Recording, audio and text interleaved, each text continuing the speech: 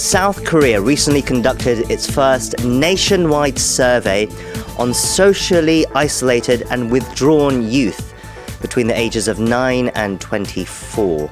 And there were some alarming findings. It showed that nearly 3 in 10 young people were found to be either socially isolated or withdrawn, meaning they didn't go outside or engage in any form of social activity. These youth reported significantly lower life satisfaction scores than their more socially connected peers. In fact, more than 60% said they had considered suicide. And despite more than half saying that they had tried to change their circumstances, many still fell back into isolation. To discuss this pressing issue further, we have joining us via video call today Dr. Jooyoung Lee, a child and adolescent psychiatrist at Children's Hospital in Colorado in the US. Dr. Lee, hello, and thank you for joining us today.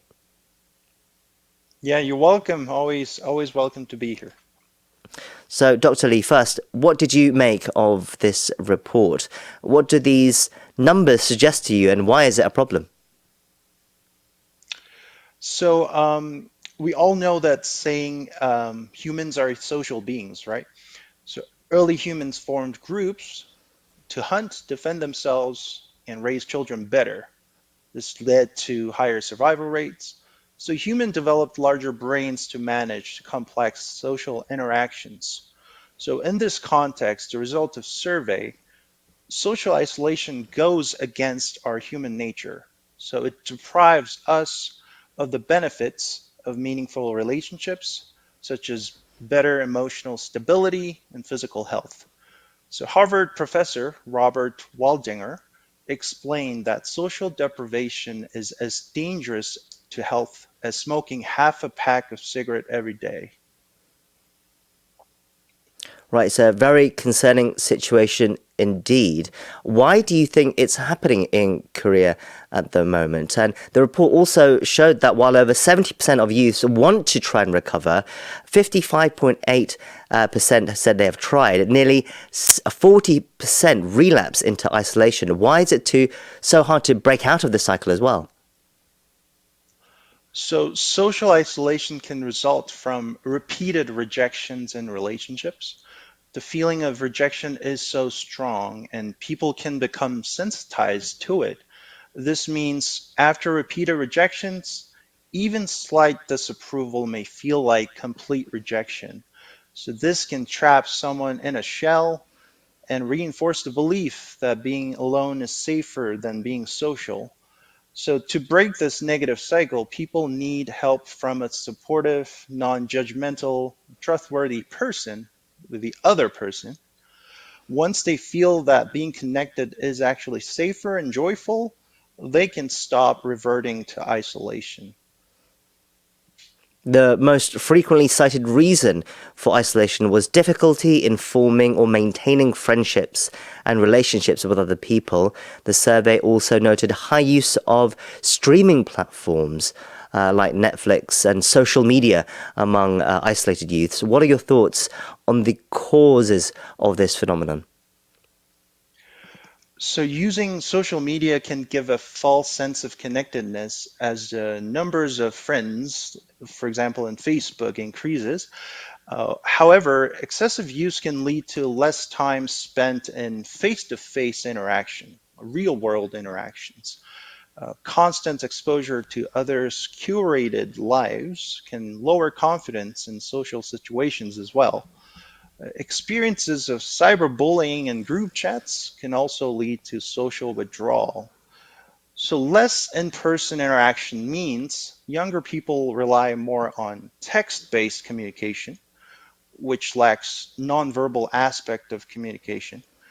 They end up making social decisions based on incomplete information, thus misjudging whether they are accepted, welcome, or rejected.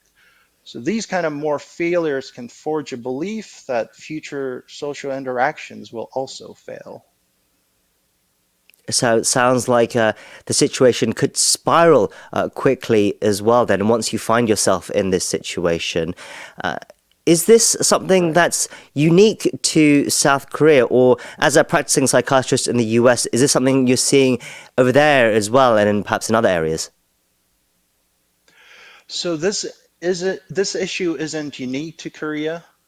A national survey in the United States between 2021 and 22 showed that only about 58% teenagers felt they received adequate level of social emotional support. It also reported that less teenagers were learning to drive or engaging in sex. That means there are less and less in-person interactions happening among teenagers. And these poor social connectedness in teens was reportedly related to poor sleep, anxiety, depression, and low life satisfaction. So I want to share what I'm seeing at my clinic in Colorado. Many teens report cyberbullying in group chats. There's also high turnovers in teens' romantic pursuits, likely due to social media. You have this mirage of other people might be out there very closely in hand, which deprives them of experiencing supportive, stable relationships. Schools are reluctant to ban smartphone use, believing it limits freedom. But the mental health toll from smartphone and social media and less in person socialization is quite evident. There's a book titled The Anxious Generation, written by author named Jonathan Haidt. It describes a relationship between smartphones, social media, and their impact on youth mental health very well. It's a must read for parents to understand the world their children are living in, so I highly recommend it. Right, so this is something that we're seeing globally, you're saying then, especially with the increased use of smartphones. So it's not just at Korea, although perhaps the situation is quite acute here. Has it been exacerbated by the pandemic as well in recent years, do you think? That is true. That's the time where all in-person socialization halted and the use of social media kind of skyrocketed. So that definitely is true, and we're seeing a lot of numbers starting to skyrocket around the pandemic. Another very disturbing aspect of the survey here in Korea was that 62.5% of Korean youths in isolation said they had considered suicide, and over 60% reported a poor mental health. What's the relationship between isolation and suicide, do you think? So to delve into this numbers, let's first look at the data from general teen population. So from a 2022 survey, we found 40% of middle and high school students experienced significant stress, and 30% felt so sad and hopeless they stopped their usual activities, and 14% had suicidal thoughts. These numbers are high, but lower than those for individuals experiencing social isolation from this survey report, um, where the prevalence of suicidal thoughts are 4 times higher. This is very alarming. Social isolation can even be considered lethal to young generation in Korea. Social isolation is known to increase risk of depression, anxiety, substance use, and suicide. However, good social support can prevent suicide. Intimate relationship with family or best friends can protect against clinical depression and suicidal urges. So, with all that in mind and tapping into your years of experience, how should young people's mental health problems be dealt with? And is it different from other cases of poor mental health? Yeah, it is different. Young people are a special population because their brains are still developing. They're undergoing changes in their ability to regulate emotions, control impulses, relating to other people, and even how to have fun. So these developments happen within the context of family and society. Development never occur in isolation, which is why young people need more social resources than adults. Youth are still shaping their perspective on the world. The safer and more secure relationships they experience earlier in their life, they become more explorative, bold, and compassionate as an adult. Some argue the kids will grow up like this if they force them to act independently and take on adult responsibility early on, but this notion is not true.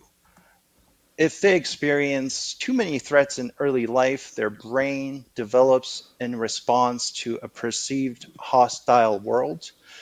This activates a more threat response mode of the brain, making it difficult to relax, form meaningful relationship, and enjoy life. Therefore, I try to be more supportive of young people in the clinic and work to facilitate family and social support around them. How important is physical activity as well? There was another report that showed that young people in Korea are significantly less physically active compared to their counterparts around the world. There was a World Health Organization report comparing adolescents in 146 countries. This was back in 2016, and the rate of physical inactivity among Korean adolescents was 94.2%, the highest among the countries surveyed, 13.2 percentage points higher than the overall average of 81%. How important could this be as a factor when it comes to South Korea's issues with isolation? Yeah, so the numbers here are quite shocking. I was shocked by the number from Korea, but also the average across the nations, 81%. Ooh, that's really high. I believe physical inactivity can contribute to poor mental health among youth for sure. Regular exercise or sports activities offer numerous benefits. They improve mood, enhance sleep, increase attention span, reduce anxiety, boost self-esteem, and provide sense of mastery or competence, many more. So many forms of exercise also involve social interaction, which we already discussed as being highly beneficial. So by staying inactive, you're missing out all these advantages. These surveys, they will of course raise alarm bells for parents and for society as a whole here in Korea, and policymakers as well. They'll be, I'm sure, looking at these figures and considering what to do. What advice would you give to policymakers as they try to tackle this issue? Um, uh, there are two-way approach I think is needed. So first is systems inside school, because school is the area where it can tap into most population, young individuals. So each school should have dedicated mental health staff. This will enable education on mental health care and screening for at-risk students. And there can be on-site psychotherapy or even group therapy.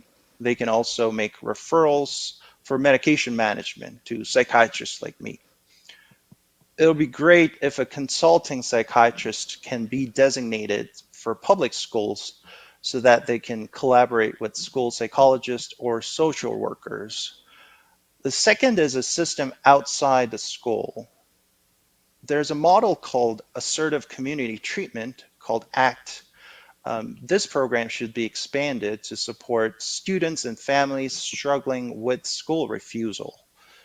ACT team staff can visit students' homes directly if they cannot access psychiatric care. And also higher level of care facilities can also be paired up with school districts. For example, in Colorado, a day hospital called Traverse Academy, affiliated with our children's hospital, serves local school districts to treat students suffering from school refusals and social anxiety. And I imagine identifying the issue early would help as well. What are some common early warning signs that a child or teen is beginning to withdraw socially, and how might others identify them before the situation escalates? Yeah. So individuals who socially withdraw tend to avoid social activities, gatherings, and interactions with friends and family. It's important to note that simply having fewer contact or having fewer acquaintances isn't necessarily a clinical concern. Maintaining several close, trusting, supportive relationship is perfectly fine. However, an abrupt halting of face-to-face communication, even with loved ones and best friends, is something to be cautious about. More importantly, we should be aware of other symptoms that come along with social isolation, such as changes in interest, mood, sleep, appetite, hygiene care, and school attendance. These additional symptoms may indicate a clinically significant psychiatric condition, such as a major depressive disorder. And finally, as a practitioner, if a young person listening to this interview perhaps feels isolated or hopeless, what would you say to them? So, hopelessness is a tough emotion to bear. Maybe it's the single most tragic emotion out there we have to endure. But hope can sprout from connecting with others and sharing your story. The experience of being heard can expand hope. So please stay connected. Sharing your feelings and experiences with someone you trust, like a family member or best friend, do that. Mental health professionals are also nearby. In South Korea, you can meet psychiatrists without a long wait or even needing a referral. So please reach out as clinicians can help you in every step of the way. Well, we're out of time, so we will have to leave it there, but we very much appreciate your thoughts, Dr. Lee. We've been speaking to Dr. Jooyoung Lee from Children's Hospital, Colorado. Thank you once again for your time today. Yeah, thank you so much for having me again.